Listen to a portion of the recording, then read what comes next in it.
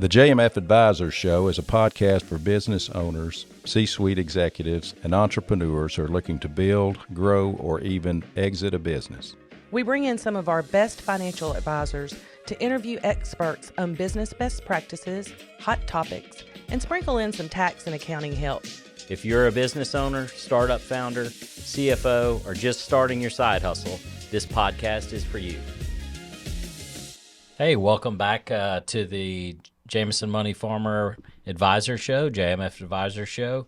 We're back in what we're calling Season 3. I'm here today with Kristi Moore. Welcome back. Hey there.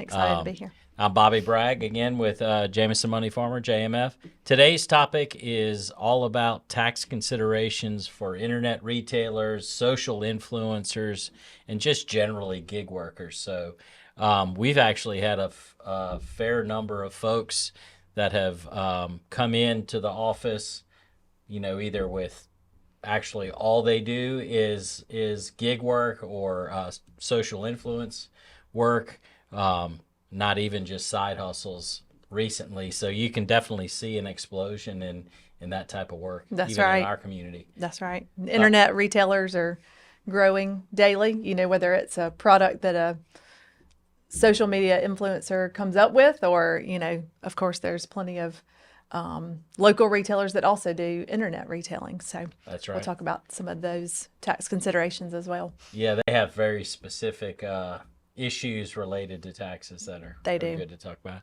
Kristi and I were, as we were preparing for today's podcast, we were talking a little bit about how much more prevalent that there are in social media influencers. And then we saw a study this morning on children. I don't remember the age group exactly, but I mean, they were 3 times as likely to say they wanted to be a YouTube star than they were to be an astronaut, for example. Easy to say that wasn't on our radar when we were growing up. Yeah, absolutely not. We had no interest in being, and look at us now. Look how far we've come.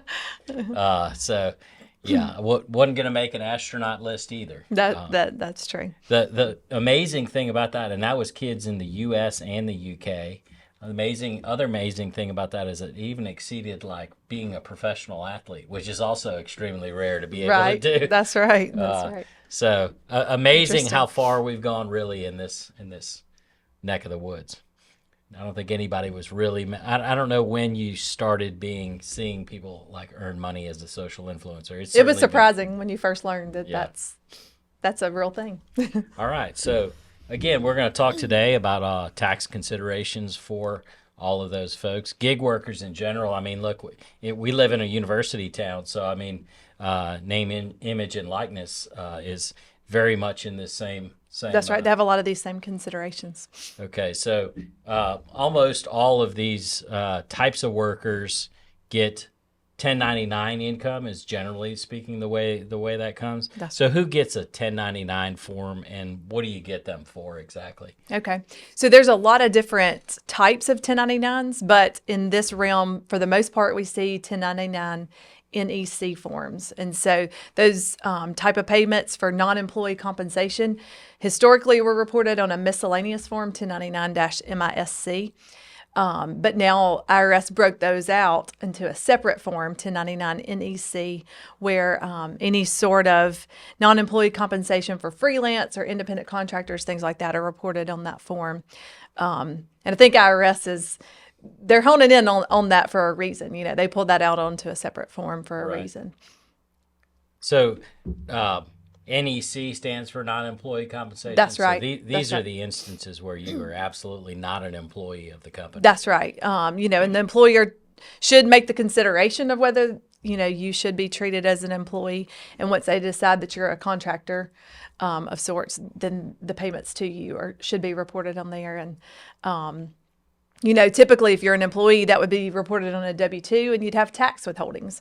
And that always helps you prepare for tax time. Right. But in this case, there are no tax withholdings. And so you've got to do some prep ahead of time to get ready for tax time. So we see a lot of folks that are like, oh, I didn't realize I was going to get taxed on that. That's right. That's right. Yeah. Yeah, they get that form in the mail, and it can be shocking when you make it to the tax return. Gotcha. And I know a lot of the influencers are given, you know, either product to either wear, you know, if it's a Viore or someone like that. They're going to give you product to wear in your videos Right. and things of that nature. But there are certainly also other types of things that they give you for free. Are those considered taxable items? Yes, they typically are. And the IRS uses a term that they refer to as de minimis for determining whether items like that are taxable. They use it in an employee gift type situation as well. But anytime something like that is given in exchange for services or a promotion or something like that, if the value of that item is at least $100, and that kind of pertains to gift cards as well, if store credit is given or something like that. But yes, certainly if they're mailing you a $200 item asking you to promote it on your Instagram page or whatever, technically that is taxable and should be picked up as income. And generally speaking, that company should put that in that. They should include it in their 1099. Yeah. And so, what happens if they don't include it in there? Well, technically, anything that is considered income, you should pick up. I mean, the threshold for reporting on a 1099 is $600, but technically, IRS says even if you only made $500 from that company, you're supposed to combine it with your other income and report it on your Schedule C. Gotcha. Okay, great. Yep. So a lot of influencers and other gig workers really come across self-employment tax. So what is that, and who has to pay that? Okay, so self-employment tax is for those that are self-employed individuals, and although you think you may not be self-employed, if you're receiving one of those 1099 NEC, IRS wants to see you report that income on a Schedule C, and so the net income, which we'll talk about some expenses that you can use to offset that income to come down to the net income, is taxable for income tax based on the tax brackets, but then also for self-employment tax. And self-employment tax is comprised of Social Security tax and Medicare tax. If you're an employee, that's withheld out of your paycheck, and then the employer matches it. But if you're self-employed, you're responsible for both parts, the employee and the employer portion. And it totals 15.3% of the net income on your Schedule C. And so that amount plus some income tax can get you to a pretty nice size number at tax time if you're not prepared. Right. And when we're talking to influencers or people that get a lot of 1099 income, we kind of give them that, hey, you should probably set aside 25 or 30%. That's right. So if you get $1,000 check, if you want to put $300 aside in a tax savings account, because eventually you're going to have to pay for that. That's right. Totally. So that's a big difference, I think, for a lot of folks, particularly maybe if you have a W-2 job where it kind of just goes out and you don't really see it. It's so much different. It's tough once it hits your account, and you've got to either put it away or, IRS has requirements for quarterly estimated tax payments that there are certain rules for those. Probably need to consult your tax advisor, but you need to be at least putting it away, like you said. Right. Yeah, for sure. For sure, it has to be a consideration. That's right. So quarterly would be how you would do ideal. Those. So are there any tax implications? So the way I envision a lot of these social media influencers is an Instagram post, but I mean, obviously there's YouTubes and YouTube videos like the one we're doing, although we're not monetizing this. That's right. No one's paid us to wear what Not we're yet. wearing today. That's right. But whether it's a YouTube video, any of the other social media platforms, there certainly you can see those anywhere. How do the state implications work for companies, or actually the gig workers? Yeah. So we have 50 states in the United States, and almost all of the tax laws are different in each state. But it makes it easy for us. Yeah, it's so simple. But if you are traveling for any of those gigs and performing services in a different state than your home state, you may have a reporting requirement in that state. And so you've got to consider that. If you're going on site for, a grand opening for this brand you're promoting, or if you've got a service that you're providing, or an appearance or something like that in another state, you've got to consider if there's compensation for those services performed there. And so, again, another time to have a tax advisor on your side that can help you prepare for that because of those different rules. Right. But that physical presence, a lot of times, That's is something that probably needs to be in the back of your mind. I need to start thinking about, am I going to have a reporting requirement in California because I'm going out there for a photo shoot or something like that. Yeah. So if you're doing everything on your phone, you kind of know where you are. That's right. Yeah. That's right. Your home state generally. Gotcha. So we talked a lot about how all the income portion of that, and everyone says, "Oh, just write it off on your taxes." So what are some of the deductions that a lot of these influencers may? Yeah, so the big thing with IRS is they say that it needs to be an ordinary and necessary business expense for it to be a deductible cost. Okay. And so that can be, of course, that cell phone that you're posting selfies on, and, people are buying equipment such as this or ring lights, things like that. Exactly.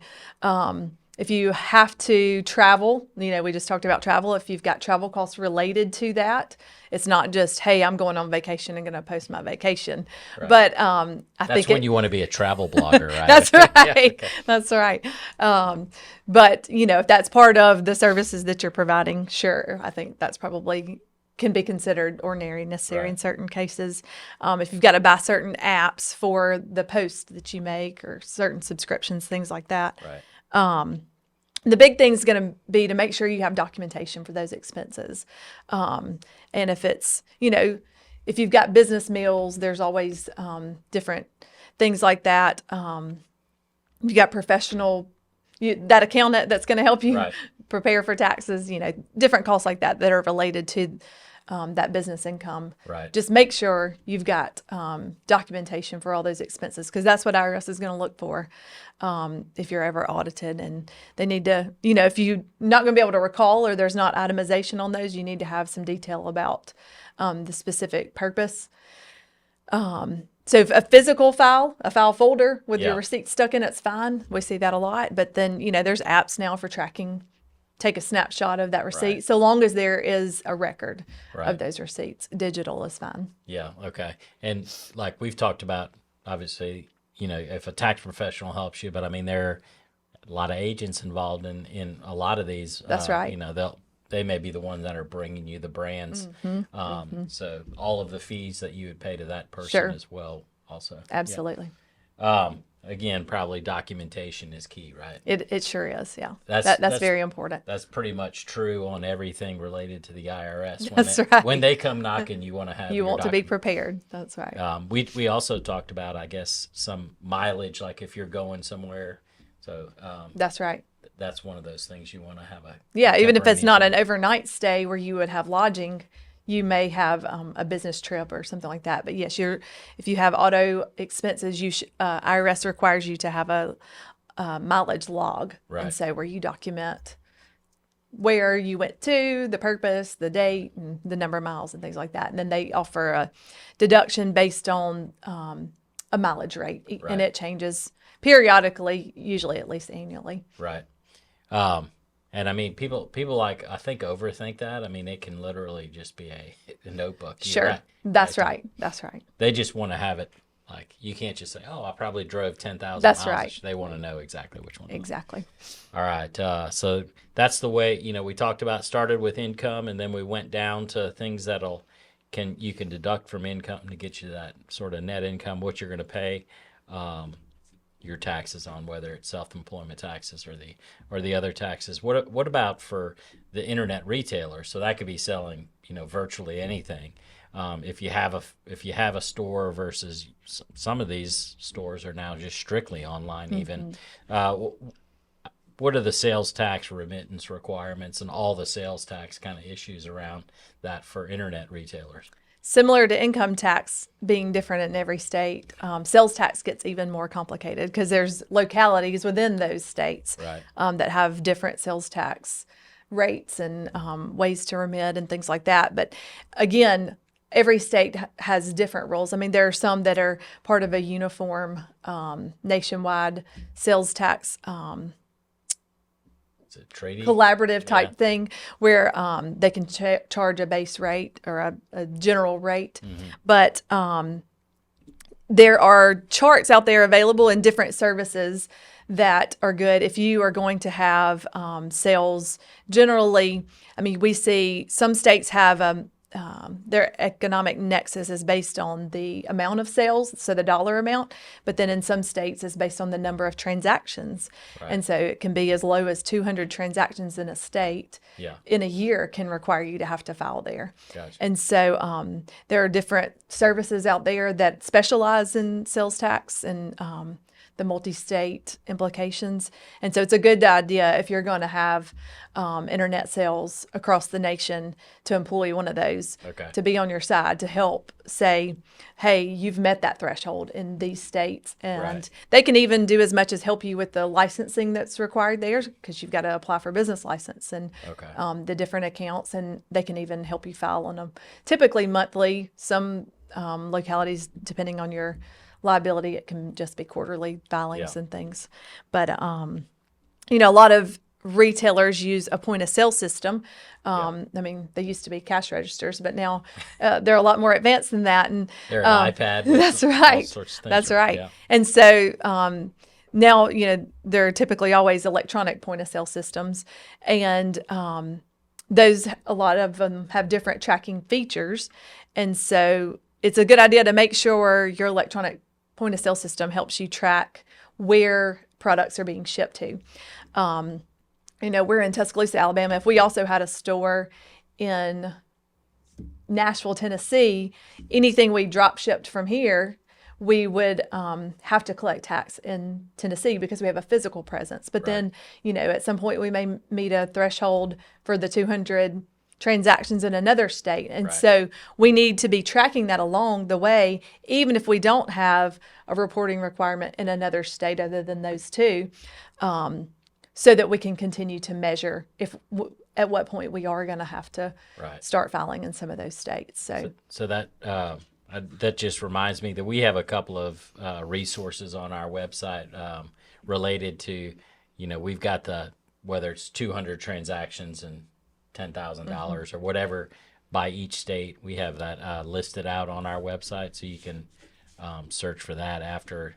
And then we've had a full, if you're very interested in multi-state sales tax issues, we did do a full podcast on that. That's right. A few, you know, scroll back in the feed there. Season 2. Yeah, exactly. Season 2, we had all sorts of.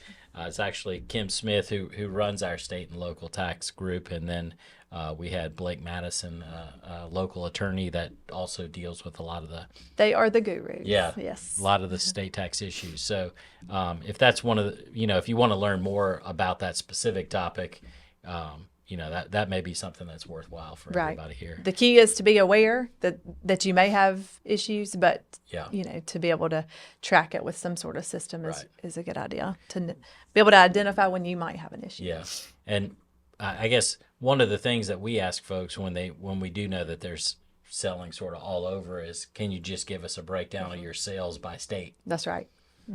But then, you know, you still have to. There are other things outside of the sales tax, like the business license that you mentioned and things of that nature.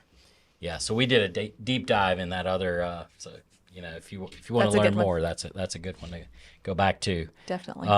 So speaking of those retailers, a lot of folks now, you know, it used to just be cash or credit.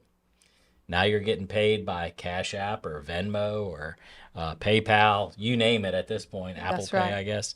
I still have like 99 cents in someone gave me money and, you know, I got 99 cents on my Apple Pay. I can't do anything with it, but I do, you know, maybe somebody charges something. I was going to say, buy an app, maybe. So how are those payments? I've heard that now that those payments are being reported to the IRS for everyone, I guess. You know, what are those payments? What triggers a reporting from, let's say, PayPal or Venmo to the IRS, et cetera? Yeah, you mentioned that became an issue, a hot topic over the last year or so. I think it was the American Rescue Plan Act lowered the threshold by which people are required to report payments on a 1099-K. That's the big scary form that everyone went running. That's right, another 1099. So credit card processors have always, I say always, but for many years have been required to report payments collected on behalf of typically a retailer or some sort of business, the credit card payments received. So they've always received those 1099-Ks. But now that the threshold for reporting those business transactions is kind of the typical description of the type payments to go on there. Now that the threshold has been lowered to $600, it got a lot of people's interest. And so, for somebody that just selling trinkets or you and I exchanging, me reimbursing you for lunch on Venmo, had a lot of people scared that they were going to have a tax implication that otherwise would not be the case. And so it was set to go into effect for the 2022 tax year, but sometime in December, it was late in the year, they delayed it until 2023. So as of right now, we expect that is the requirement for this year. And so people need to be aware, but not scared. Because there are some workarounds. I mean, really, if I'm reimbursing you for lunch, that should not go on a 1099-K. And I know Venmo's the one I use the most. And I've looked into it for a client or a friend before. And they all should have a mechanism to toggle between whether this is a business transaction or it's not. And so if I properly reimburse you for lunch, it should not be on a 1099-K. But there are mechanisms to fix that if I accidentally have it clicked where it is a business transaction. And so IRS has some instructions on their website, kind of a helpful guide for 1099-K forms if you want to look for that. And they say that if you receive a 1099-K for payments that are either personal reimbursements, gifts, or, say I sold you a bicycle off of Facebook garage sale and I didn't have a gain on that sale, I can just pick it up on the Schedule 1 as an other income item and then show it as an other adjustment on that same schedule. It's basically what we call in and out. So it's not going to end up with any tax implications, but because you received that form, you need to show it somewhere on your return, or IRS is going to send you a nice little letter that says you owe tax. They're just looking to see that you've got it on there somewhere. That's right. Even if it ends up being zero. There's a way to fix it if you get one and you shouldn't, and it is explained in that guide. They heard the uproar, and so they've addressed a lot of the concerns. Well, so if I use Venmo a fair amount too. When you're on the page and let's say we're swapping $20 back and forth, there's that question that says something along the lines of, do you want protection for them? It was as if I was selling you something for $20 and you want to have Venmo protection that I don't actually give you whatever you're paying for. That's right. When you click that over, if it was a $20, the recipient might get $19.09 or so. That's true. They take a little fee out of there for that protection. That's actually the thing that will trigger this is not just you and I, reimbursing one another, but I'm buying something from you. So that's the way to know for that. Like I do have friends that'll send me something and they just auto click that, or Correct. I don't know if they do it by default. They just don't know the difference. I'm like, I got $19.11 or whatever the number it ends up being for the $20. So that's a big one. I know that there is also at least a little bit of talk just by virtue of there's some 600 seems like a relatively low number, that there's some talk about whether they will push that number up. I think it was actually in the last, I don't know if it was the budget discussions or in the, think maybe the debt ceiling changes, but I think there's at least some appetite from the Congress to move that number up. 600 is relatively low. And everything's getting more expensive. That's so right. That's right. You can get to 600 pretty quick. That's right. 600 has just been the magic number for 1099s for many years, as long Yeah. as I've been practicing, I think. So. Yeah.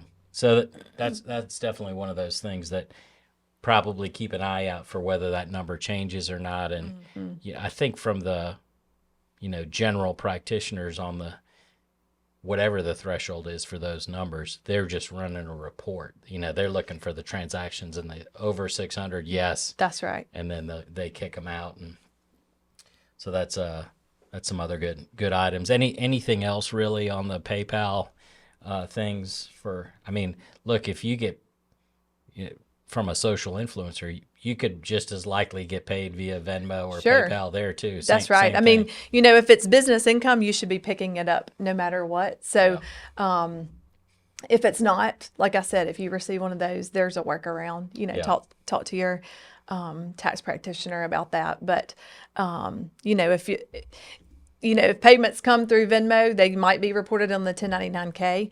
And if payments are just written by check or electronic wire to you and are on your 1099 NEC, you just combine all of those and they go on your Schedule C. And Right. then you start working on the deductions, which Right. is, going to help you out in some of those. So I think what we're gonna see, and I think we thought we were gonna see a lot of this past year, was everybody's kind of curious. Okay, do they really pick everything up, or do they pick things up that aren't really supposed to be there? I guess my takeaway from that is if it wasn't supposed to be there, you do have a remedy to as you said, go in and out on your. That's right. But you absolutely want to show.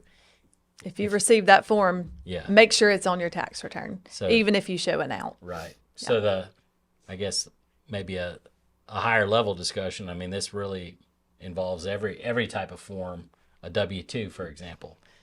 The IRS at this point is just running. They know what they got based on your Social Security number. So they're going to run your return against, I know I need to see these 5 things. That's right. 7 things or 20 things. They call it matching. Yeah. So they want to match what they receive from the payer side, that you as the recipient have reported all of those income items. And even if it's a penny off, it doesn't match anymore. A penny's fine, $1. No, I'm sure there's some, minimum even show amount that they pennies, don't yeah. that they don't reach out to you about, but they will send a matching notice. Right. You see those. Just about, yeah. Oh, yeah. We see many of those every year. Oh, I forgot I got that 1099, or oh, it never came in the mail. So Right. it happens. Okay. So, and I mean, I think we covered a bunch of topics as far as for gig workers in general, but I mean that really includes your social media influencers, anybody that's really working as an independent contractor, but could be NIL, could be straight up social influencing, but also could be hey, I buy comic cards in person and sell them on the That's any right. of those types of That's trades. Any other sort of last items to maybe consider while doing some of those things? I know you work with a lot of smaller businesses on the actual accounting side. Is there anything that we want to definitely touch on? No, I think we covered a lot today. Okay. A packed full podcast, but the deductions, documenting, Yeah. I think is key. We mentioned that earlier. That's really important. Lauren Roberts and I will also have a session in this season that talks a little more about Schedule Cs and small businesses. So tune into that, because we'll talk about some ways for you to track your small business income and expenses and things like that. So Right. Now, a lot of folks will say, well, should I track all of, should I run all of these through a separate account, or maybe even a separate, on the expense side, a separate credit card? I mean, is it required? No, it's not required, but it is a good idea if you're going to have a decent volume of transactions related to this business, because it'll help keep you on track for record keeping. Hey, if I know I've only got to go to this one bank account or this one credit card to pull all of my income or expenses, then that makes it a little bit easier for record keeping. Lauren and I will talk about some times that it is a good idea to have a separate bank account, to form an LLC, things like that. Right. But not always required, but it might be a good idea. Yeah. Okay. Well, excellent. Certainly appreciate you spending some time with us and talking good to be back. social influencers, Yeah. and all Maybe things one rela- day they'll be shipping us stuff to wear on the that's right. JMF Advisor Show. We'll have branded gear or something along those lines. By the way, beautiful updates to the studio. Nice here. Yeah, we're happy about the new studio in downtown Tuscaloosa. That's right. So, all right. Well, thanks again for joining us. And if you have any other questions or certainly podcast topics, certainly reach out to us at info@jmf.com, and we'll be glad to talk to you soon. Thanks again. If you would like us to help your business or would like to suggest additional podcast topics, simply send an email to info@jmf.com. And don't forget to subscribe to our podcast on YouTube and your favorite audio podcast apps.